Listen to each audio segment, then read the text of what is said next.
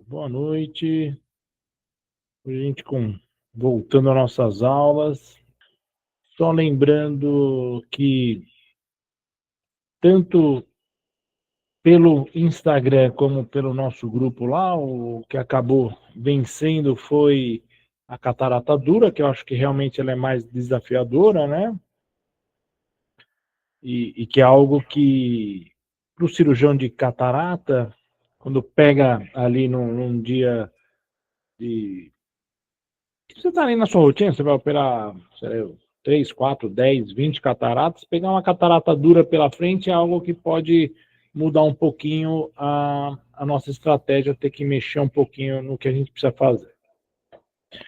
Então, a catarata dura, ainda mais eu acho, não sei, os colegas que estão aqui, depois que até quero ouvir, eu acho que assim, depois da pandemia, a gente voltou a pegar bastante catarata dura, mesmo em pacientes que têm plano de saúde privado, seguro, né? São pacientes que ficaram esperando aí a pandemia de Covid passar para poder operar, e em algumas situações, algumas cidades, algumas realidades, né? Claro que o SUS sempre vai ter o paciente com mais catarata por causa da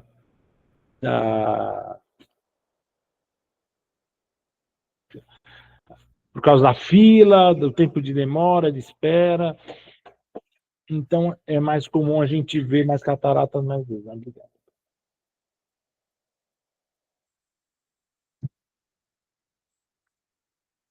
Então, a catarata dura acabou ganhando e a gente vai falar um pouquinho. E o que eu vou falar aqui, na verdade, é algo sobre uma questão, uma técnica, né? Que a grande dificuldade da catarata dura, claro que a fragilidade zonular, o risco de rotura, pupila pequena, câmara rasa, tudo isso deixa a catarata dura mais difícil. Mas a questão principal, eu acho que é o que a gente pode fazer para melhorar a nossa técnica nesses casos. E aí eu vou trazer hoje, basicamente, uma técnica que eu tenho gostado bastante em catarata dura, mas vou falar um pouquinho, então acho que a gente já pode ir adiantando, né? Começando. Então, como começa a nossa questão da avaliação da catarata dura? Primeiro, avaliar, claro, isso se você faz o seu pré-operatório, se tem outros médicos que fazem para você, isso eu acho que é bom fazer essa avaliação, avaliar como é que está a zônula, como é que está a cápsula desse cristalino, se tem fibrose, se não tem fibrose, é comum a gente às vezes ver aquelas fibroses que atrapalham para a gente fazer a nossa cápsula Rex, e a dilatação desse paciente, porque nada pior do que uma catarata avançada, uma catarata hipermadura, uma catarata com núcleo duro, nada pior que tudo isso e ainda o paciente não dilatar bem, né? E aí não dilatar bem é algo que você pode, com os ganchinhos de íris, com um monte de coisa que a gente pode usar durante a cirurgia para melhorar essa dilatação e para diminuir o risco, porque uma catarata hipermadura associada com uma pupila pequena, o risco, a chance de rotura cresce e aumenta muito, né? Reflexo pupilar. Reflexo pupilar vai falar para a gente se o nervo está funcionando bem. Então a gente pode, é muito simples às vezes para a gente falar assim, catarata hipermadura, catarata branca, catarata N6, sei lá eu, você pode falar isso, mas você pode, de uma forma mais detalhada, ver se tem projeção de cores, por exemplo, né? Então na lâmpada de fenda, tampando bem o olho contralateral, a gente tampa bem o olho contralateral e vê se naquele olho que a gente está examinando, se ele consegue ver, por exemplo, a gente colocando um filtro, fecha bem o olho, né? Então põe gaze, põe papel, lenço, fecha bem aquele olho contralateral para examinar o olho que a gente quer ver se tem projeção de luz, por exemplo, se o paciente consegue ver se está vendo uma luz azul, se está vendo a luz verde, se está vendo se tem projeção de cores, projeção de luzes, estou vendo que a luz está vindo daqui, estou vendo que a luz está vindo dali. Isso tudo te garante mais informação, né? Você anotar tudo aquilo no prontuário do paciente e também o ultrassom, né? Claro que vai ser necessário o ultrassom desse paciente.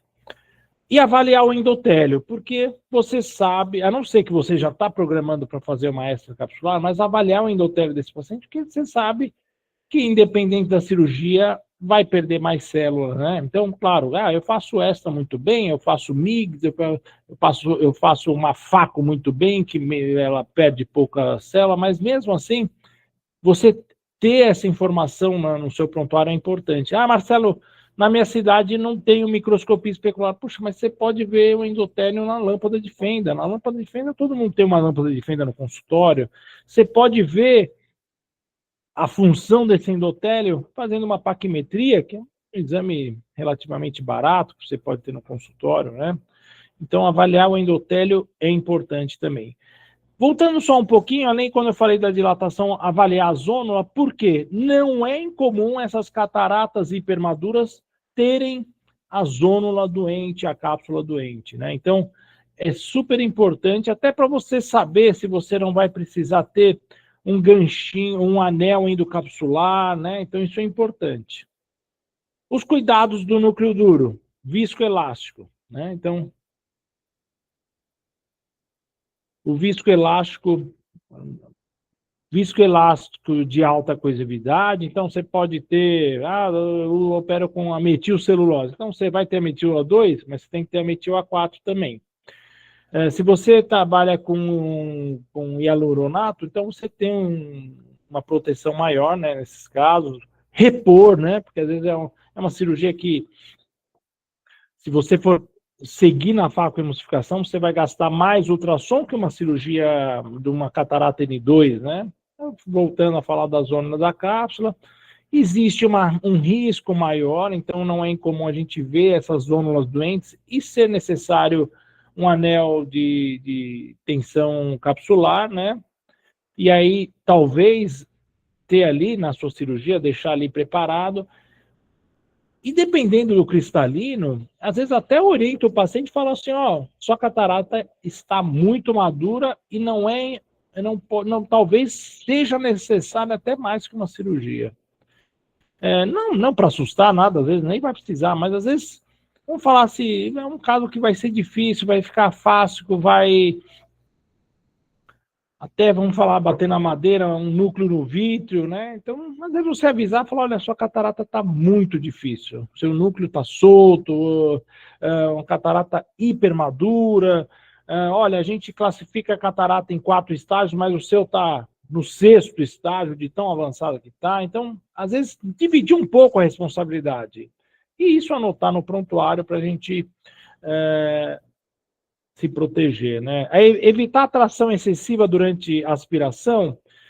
Por quê? Porque existe, às vezes eu vejo uma tendência, às vezes, principalmente no médico em treinamento, de, na hora que aspira o córtex, claro que às vezes essas cataratas têm até menos córtex, mas na hora que aspira o córtex, sempre fazer movimentos radiais, esse movimento radial estressa mais a zônula, né? Então, ele pega ali o córtex, puxa para o meio, pega o córtex, puxa para o meio. Na verdade, o que a gente tem que tentar sempre fazer movimentos radiais aí para ajudar a evitar que estressa-se mais essa zônula aí. As principais complicações, como eu falei, e acaba sendo, infelizmente, mais comum, é a ruptura da cápsula posterior, então é um núcleo mais duro, que a cápsula está mais delicada, mais doente também, por que não, né? Perda vítrea, né? A perda vítrea também é algo que pode mais comum acontecer. Descolamento, né? Aí seria uma diálise da zônula, né? Queda do núcleo, de um pedaço, né? De um quarto, de uma metade, do núcleo inteiro, né? Então, e ter mais inflamação. Essa catarata vai acabar gerando mais inflamação, porque você vai usar mais ultrassom, você vai então sair mais do olho, mesmo que depois chegue na metade da cirurgia e você opte por converter essa catarata que você estava na facoemulsificação em extracapsular, vai abrir mais o olho, vai gerar mais inflamação, tudo isso, então, é um olho E eu explico para esses pacientes também, falo, olha, a sua cirurgia vai ser diferente, por quê? Porque a sua recuperação não vai ser igual dos coleguinhas, o vizinho, o parente, o amigo. Ah, que você vai sair e dali 2, 4, 6, 7 dias vai estar bem. Às vezes a sua córnea vai demorar muito para recuperar, vai demorar 4, 14 dias, 20 dias, porque o seu olho sofre mais, né? E aqui, o que eu trouxe? Aqui eu acho que a parte legal da aula vai começar aqui, porque eu trouxe, e aqui não é um artigo científico propriamente dito, mas é uma revisão da Academia Americana, que ele fala um pouco sobre as fraturas. Isso aqui tem desde para fratura de núcleo mole até para fraturas de núcleo duro, e essa técnica que eu trouxe aqui, que eu vou trazer aqui, é uma técnica que eu tenho usado para esses núcleos mais duros, é uma que está citado aqui nesse artigo. Então, esse artigo é legal, às vezes, tirar uma fotinho ali, ter essa anotação. Se quiser, depois mando até lá no grupo para vocês terem. E o legal desse artigo é que cada descrição de técnica tem um videozinho explicativo, né? E o que eu trouxe aqui é a técnica submarino. O que eu vou trazer aqui é essa técnica, não sei se alguém já conhece, já faz, é uma técnica que eu tenho feito para esses núcleos hipermaduros, para essas cataratas hipermaduras, para essas cataratas, às vezes, nigra que a gente pega, que geralmente a parte mais difícil é a fratura do núcleo, né? Ah, Marcelo, você faz a cápsula Rex maior? Ah, pode fazer. Se você se sente confortável, vai manipular mais, quer fazer quer fazer uma Rex um pouquinho maior ali, onde vai entrar o shopper toda hora? Também pode fazer isso. Cara, eu gosto de fazer nessas cataratas o núcleo inteiro, a cápsula inteira maior. Então eu vou fazer 6,5. Então isso é uma opção sua. Mas assim, a importância mesmo é a questão da técnica. Para esses casos de catarata hipermadura, também eu, pessoalmente, prefiro shoppers maiores e mais fundo no núcleo. Não adianta você ir num núcleo duro, vamos falar assim, pregar um preguinho pequeno numa pedra grande que não vai fazer nem cócega, né? Então, por isso que eu acho que o shopper maior, mais longo, ele vai te trazer maior efetividade. E a técnica é o quê? O Mohanta, ele demonstrou uma técnica que ele consegue desfazer essa parte central, que muitas vezes aquela placa posterior fica difícil de fraturar, e aí ele consegue fazendo o quê? Ele vai entrar com a ponta do faco, enterrando bem subincisional, a gente vai ver o vídeo daqui a pouco, são bem pertinho da incisão, ele já levanta a caneta e já crava ali bem pertinho da incisão, e aí, a partir disso, ele começa vamos falar assim, não sucar, mas ele cravando ali nesse núcleo, e e quando ele passa o shopper para fazer uma sustentação, uma contrafratura, vamos falar assim, ele continua fazendo ultrassom, ele continua fazendo facoemulsificação, permitindo que essas duas energias, do shopper vindo contra a caneta e a caneta indo em direção ao shopper, permita que faça a fratura e completa a fratura de um núcleo supermaduro, né? Então, aqui o vídeo do médico, do Dr. Pradip.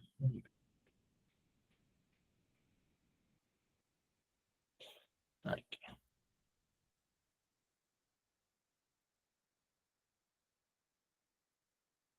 O sono aqui um pouquinho, então. Aqui fez uma Rex, você vê que não é uma Rex super gigante. Algo que eu não faço nesses núcleos, ele fez, é uma hidrodissecção. Eu não gosto de fazer, porque é um núcleo duro, que muitas vezes não tem por onde passar o líquido ali, o risco de fazer um bloqueio capsular, uma rotura de cápsula posterior já no início da cirurgia é muito aumentado. Eu acabo só girando o núcleo. E outra coisa, ele aqui no caso dele, ele usou um shopper pequenininho. Então ele está aspirando o córtex anterior. Ele está aspirando o córtex anterior. Aí vai virar a boquinha ali. E ele vai vir bem pertinho. Ele praticamente puxou o núcleo para ele cravar. E aí ele continua cravando. Ele está até puxando o núcleo para cravar. E aí ele completou uma fratura ali. Aí já fazendo uma fratura, vamos falar assim, encaixando esse primeiro golpe aí, já facilita bastante a continuação da facoemulsificação. Então, ali, ó, continuou a fratura, ó, terminou a fratura que ele começou, ele dividiu o núcleo em 4, facilitando bem essa fratura, e agora ele vai para a conquista, e eu acredito que não vai ter grandes problemas aí, não vai... Claro que talvez nesses núcleos, eu pessoalmente gosto, assim, conquistou um pedaço ou metade do núcleo, para um pouquinho, preenche com viscoelástico da sua preferência, eu acho que protege mais e, e você tem um melhor resultado em poucos dias, né? Então, porque às vezes a gente quer só terminar a cirurgia, quer fazer tudo meio rápido, e aí nesses casos a gente acaba gastando mais ultrassom, perdendo mais endotélio, lavando mais o endotélio. Então, se puder parar naquela metade, preenche um pouquinho de núcleo, né? Ou do visco, quer dizer. Então, aquele já praticamente... E como a gente está vendo, ó, normalmente essas cataratas a gente sabe que tem muito pouco córtex, né? Nossa, não sei se aqui tem mais uma técnica. Acho que é o mesmo vídeo. Aqui eu trouxe um outro vídeo que é do CBO. Vamos falar, uma orientação do CBO. Mas quem está performando aqui é o Dr. Neto Rosatelli, que não precisa nem de apresentação, um super cirurgião de catarata, opera bastante, uma mão super boa. E ele, vendo a técnica dele, eu acho que é bacana porque ele usa um shopper mais fundo, né? Então, o doutor Neto...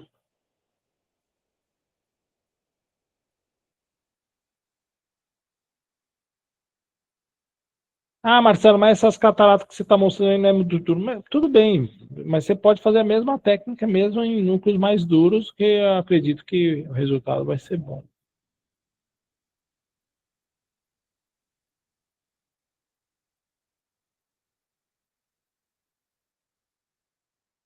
Nesse artigo que eu vou mandar lá no grupo também tem uma outra técnica que eu gosto bastante, que você acaba fazendo, ó, o doutor Neto também dissecando esses núcleos. Eu, pessoalmente, não gosto de dissecar esses núcleos. Ele gira bastante, que ele gosta que ele gira bastante, ele solta todo o córtex, e esse chopper grande, ó, então ele começa cravando ali bem perto da incisão.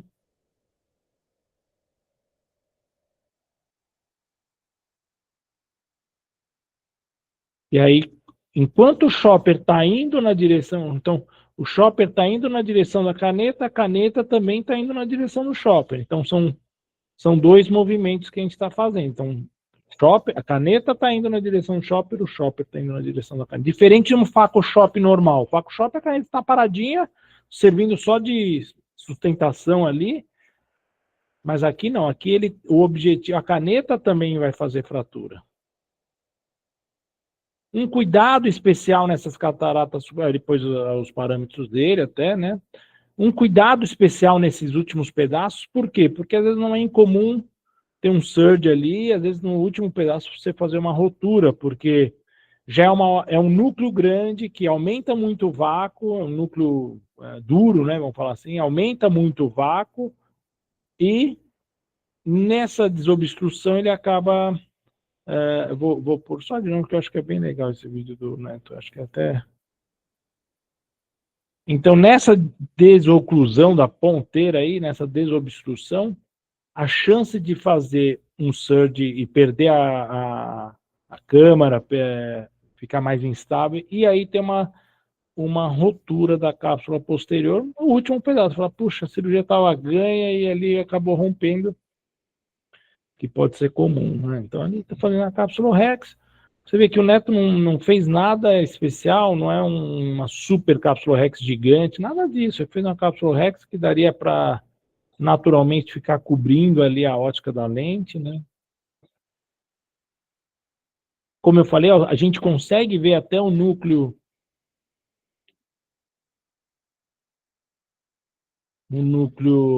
subindo, né, na hora que faz a hidrodissecção.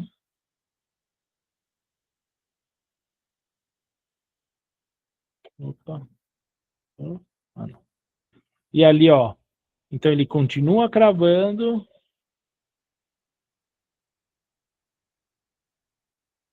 Continua cravando e continua o chopper indo na direção da ponteira ali.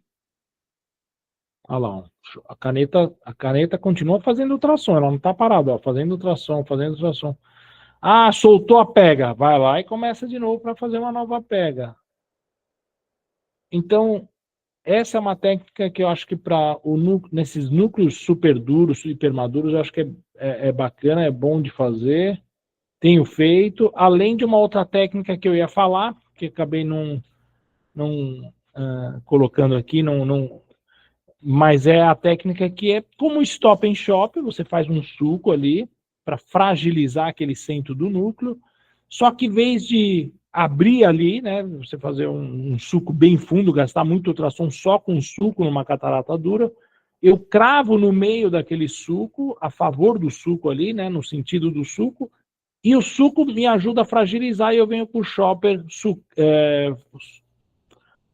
o chopper me ajuda ali a fraturar o núcleo naquele sentido que eu fiz o suco. Então, estou sucando, eu suco um pouquinho só para fragilizar um pouquinho. Meu objetivo não é abrir ainda aquele núcleo, e aí depois a gente consegue cravar no meio do núcleo e a fratura vir no sentido da onde que você fez o chopper ali, o suco. Então,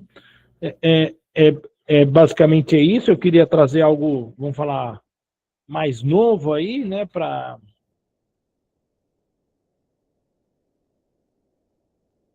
uma técnica que... E aí eu vou mandar lá no grupo esse trabalhinho, que é bem bacana.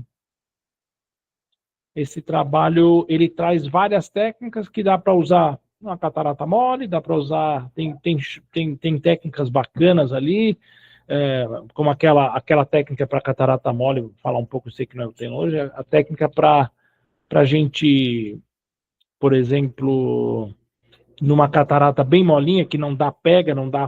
Aí você faz uma fratura sem ultrassom, sem vácuo, né? Então, essa é uma técnica legal que está ali. Eu vou mandar para vocês esse link que eu acho que é bem bacana. Obrigado, Jonathan. Obrigado pela presença aí. Eu fico à disposição. A gente vai voltar a ter algumas aulinhas aí para a gente discutir, divulgar, conversar. Eu acho que é bem interessante.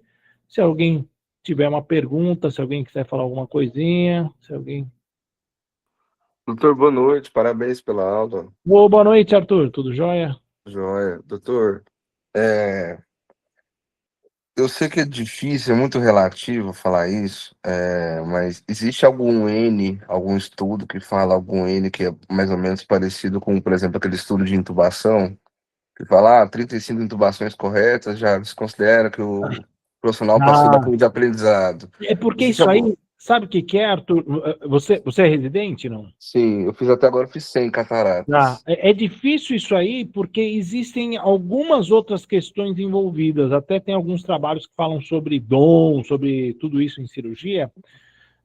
E às vezes a gente vê, por exemplo, cirurgiões em treinamento que operam, sei lá, poucas cirurgias, o cara, sei lá, operou 30, 40 cirurgias, mas ele já tem um dom, já tem uma técnica boa, mesmo com poucas cirurgias. Claro que a cirurgia de catarata tem muita variável, tem muita coisa que influencia, altura, câmera, garrafa, um monte de coisa que isso, claro, só o número mesmo vai te trazer, mas às vezes você fazer o arroz e feijão, fazer o básico ali, às vezes com 100 cataratas você vai estar fazendo, né? Mas às vezes o seu residente igual, o seu amigo de turma, pode ser que às vezes ele tenha mais dificuldade e talvez ele tenha que fazer 300 para chegar no mesmo que você fez com 100, sabe? Então, é difícil ter um número mágico. Tem esse aí da intubação, né? Que fala, você fazendo 30 intubações, você já está meio apto ali. Aham. Porque eu acho que não tem tanta variáveis aí como a facoemulsificação. É igual quando eu É vejo um muito negócio. complexo, né? É muita variação. Então é um olho, sei lá, eu vou te dar um exemplo, um olho hipermétrope que tem a câmera não tão rasa, às vezes uma órbita mais funda. Então, é muita variação, muita coisa que pode te influenciar e você achar que estava indo bem, e aí vem um susto desse aí. O tempo do shopping vai... Obrigado. O Neto colocou ali no final do vídeo, depois eu vou tirar um print e mandar na turma lá, não sei se o Henrique está lá na turma, no grupo do WhatsApp, eu vou tirar um print da tela do... Porque ele coloca todos os parâmetros do Neto. O Neto põe os parâmetros dele lá e ele coloca o parâmetro dele, o que ele usou de parâmetro nesse tipo de faca. Então, o William está falando, então, durante o tempo que o shopper vai de encontro à caneta, o pedal continua no estágio 3. Exatamente isso.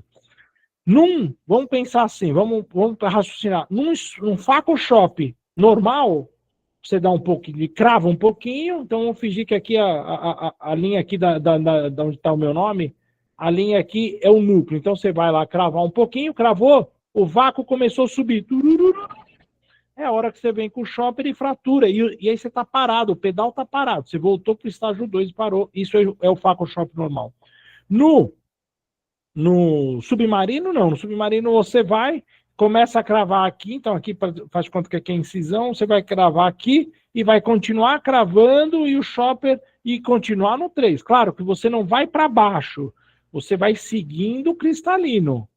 Então, por isso que é submarino, porque ele está embaixo dentro do núcleo, vamos falar assim, mas você não está para baixo, porque se você for para baixo, você vai romper, né? Então, esse é um cuidado que tem que ter. Você tem que estar de olho que a caneta não tem que estar muito de pé, não, hein? A caneta tem que estar mais deitada para aquilo ali vir escavando, vamos falar assim, um núcleo, né?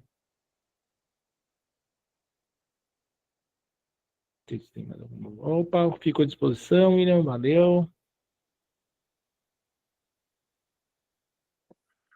Teve até, voltando só um pouco na questão do Arthur, teve até uma vez um congresso, um CBO, acho que Maceió, que a gente fez uma discussão boa com várias pessoas importantes de ensino da cirurgia de catarata, que muito disso era discussão assim, quanto cirurgia, tem o dom, não tem o dom? Aí existem alguns trabalhos, não em cirurgia oftalmológica, mas em cirurgia geral, que falam que se o cirurgião joga videogame, toca um instrumento, uma série de detalhes que ele vai desenvolver melhor, vai ser mais rápido, né? Então, tudo isso que traz desenvolvimento ali para a mão. Às vezes eu vejo também, Arthur, por exemplo, eu sou preceptor numa residência, e às vezes eu vejo o R3 que está operando catarata, falar assim, eu também não quero mais operar pterígio, porque pterígio é cirurgia de R1, mas o pterígio te dá muita noção de microscópio, de ponto, profundidade, mesmo que você não está fazendo passo nenhum da faca de emulsificação ali. E às vezes eu falo para o residente, dá um ponto aí na córnea, porque a incisão ficou ruim, perdeu o vítreo, não sei o quê, dá um ponto na córnea, mas apanhando feio, viu? Uhum. Por quê? Porque parou de operar pterígio, achou que operou 3 ou 4, meia dúzia que for. Pterígio agora é pro R1, agora eu sou R3, pô, tenho 3 estrelas no meu ombro. Não é para operar mais pterígio, mas é importante. Aí, se você fizer, eu tenho certeza, Arthur, se você de vez em quando, claro que às vezes a correria da residência, eu sei como que é, cansativo, já fui residência também, às vezes você quer estar focado, tem o prova para estudar, eu quero operar, tem ambulatório, mas se você... E hoje tem uma coisa que talvez os mais velhos pegaram, na minha época eu tinha que treinar em olho de porco, que muita coisa não dá noção. Mas hoje tem esses olhos artificiais que dá muita noção de fazer muito passo ali. Então, eu vejo, por exemplo, às vezes eu falo assim pro médico de treinamento, passa o seu shopper por baixo da cápsula, aí você vai verticalizar e fazer a fratura. Uma luta, porque a mão não está treinada. Então, uma hora que você está à toa em casa, está estudando para o CBO, pega a sua mão não dominante, fica fazendo caligrafia com ela, escrevendo o seu nome, vai te trazer, são detalhes, são bobeiras que vai te trazer coordenação, porque realmente são movimentos que a gente não faz, né, no dia a dia, com a mão não dominante, de fratura, de girar o dedo, de girar o núcleo com a mão não dominante. Às vezes eu vejo isso, então aí o médico tem que sair, entrar com a mão dominante pela incisão principal e girar o núcleo, porque não está conseguindo girar com a mão dominante. Então, fazer uma caligrafia com a sua mão não dominante, você treinar. Você vai ver, escreve o seu nome num pedaço de papel, você vai ver a dificuldade que você vai ter na primeira. Depois você vai estar craque, a sua assinatura com a sua mão não dominante vai estar tão boa quanto a dominante. Então, são detalhes que não precisa estar lá operando mais uma catarata para você estar melhorando, né? Com certeza, doutor. Eu pergunto isso mesmo, muito porque meu serviço tem um volume alto, né? Tá. Mas, assim, eu considero alto, não sei comparado com o restante, uns 200 a 300 cirurgias. Muito bom. Mas aí é porque eu penso muito nisso na decisão do meu fellow pós-residência, entendeu? Não sei se eu vou estar pronto e eu tinha que já estar me preparando em relação a qual fellow prestar e tudo mais. Sim, porque é uma coisa até de definir, né? Vou fazer mais um ano de catarata ou vou fazer uma sub em outra área, né? Então, isso é uma coisa realmente que pode influenciar. Mas, às vezes, sabe o que você pode até perguntar para os preceptores, para as pessoas que entram com cirurgia com você e falar assim, o que você acha? Como que você acha que eu estou operando? O que você acha que dá para melhorar? Se eu estou operando bem? Você acha que já... claro que a gente sempre sente, às vezes não está pronto, mas fala assim, pô, será que amanhã depois, saindo daqui, eu conseguiria fazer uma catarata fora aí sozinho, do jeito que eu estou, né? Uhum, com certeza, doutor. Você pode perguntar para Vou o fazer seu... essa análise com eles. Eles fazer uma análise aí. Então eu vou mandar agora mesmo, daqui a pouco eu já mando para vocês essa página. Essa página é bem interessante, é de graça, tá em inglês. Se tiver dificuldade de ler inglês, é só. Hoje tem facilidade de traduzir a página, copiar e traduzir no Google Tradutor. Ele tem muita técnica legal ali, e cada técnica que eles citam, eles têm um videozinho demonstrativo ali. Então isso é legal.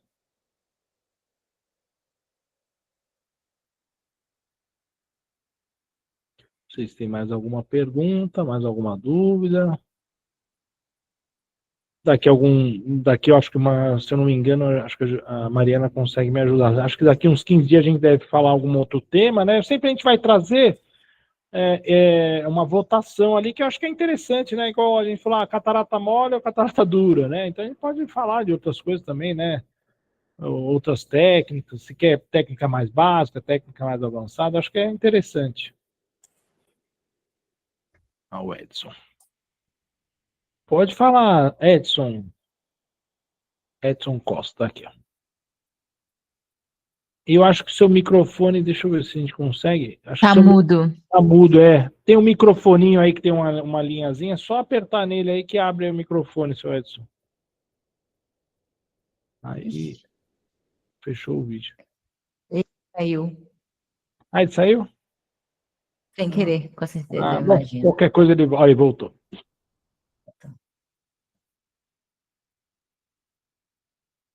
Isso, veja se consegue desbloquear aí o microfone, ó, seu Edson.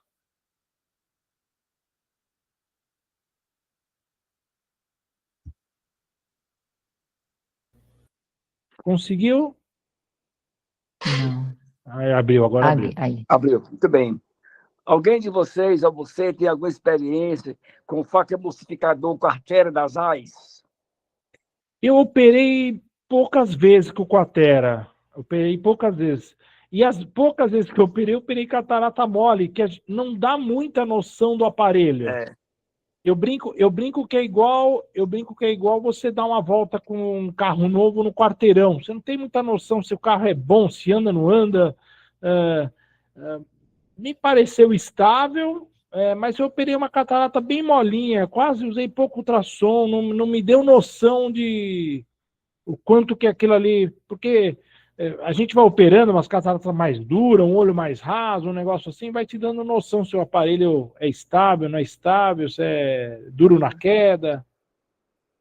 Ah, tá bom. Eu tenho essa mesma sensibilidade sua. Eu tenho o Infinity, o Centurion, e hoje eu treinei hoje no quartel. Eu acho que, infelizmente, as cataratas de hoje eram pequenas, não eram de grau avançado.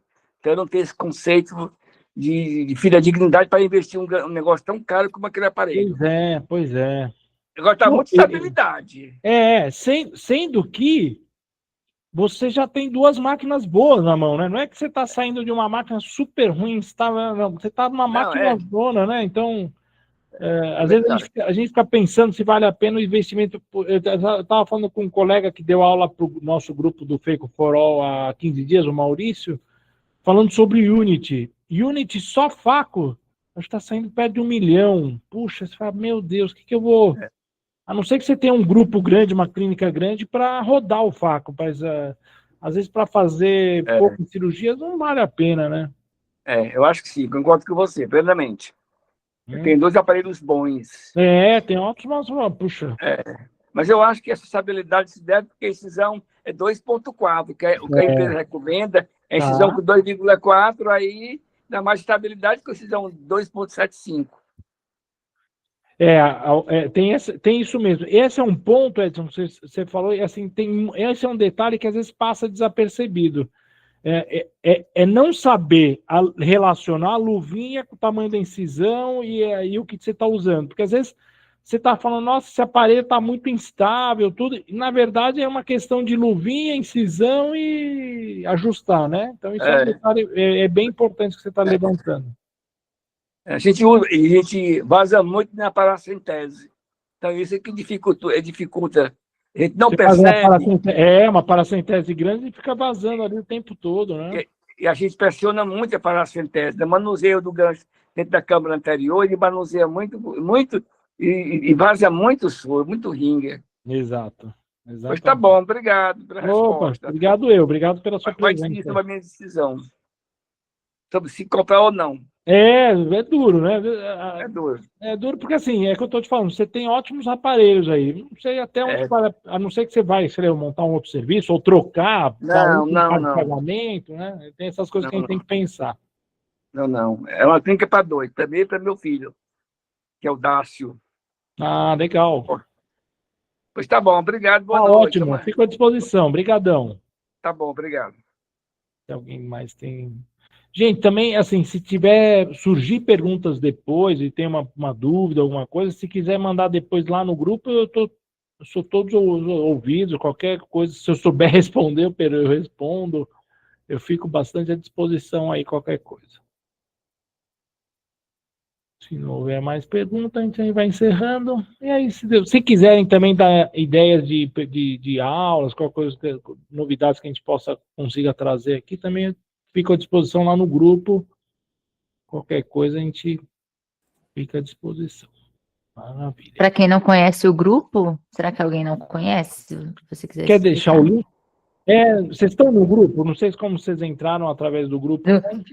Porque a gente vai mandar os materiais, né, dessa aula, mas quem está no treinamento Fake for All tem acesso à comunidade Fake for All. Desculpa, eu achei que você falou do grupo das aulas lá que a gente tem. Não, o grupo Fake for All é um grupo de estudo, discussão, que a gente traz a cada 15 dias uma aula ao vivo, online, e tem o Minuto Científico, tem discussões de casos, novidades. Hoje mesmo mostrei uma lente nova que eu usei lá. Então, o grupo Fake for All, a gente vai, vamos falar, vira uma família lá, que a gente vai todo dia trazendo casos, discutindo casos, tentando solucionar novidades. Segunda agora tem aula com o Dr. Neto Rosatelli, então a gente tenta trazer novidades, médicos que são experientes no que estão falando. Então, o grupo Fake for All é essa ideia aí, que a gente fala que é um tripé, né, de ensino, né, que são as reuniões, o grupo. No Hotmart tem aulas ali que já estão gravadas para a pessoa ficar on demand, a hora que quiser assistir, está ali à disposição.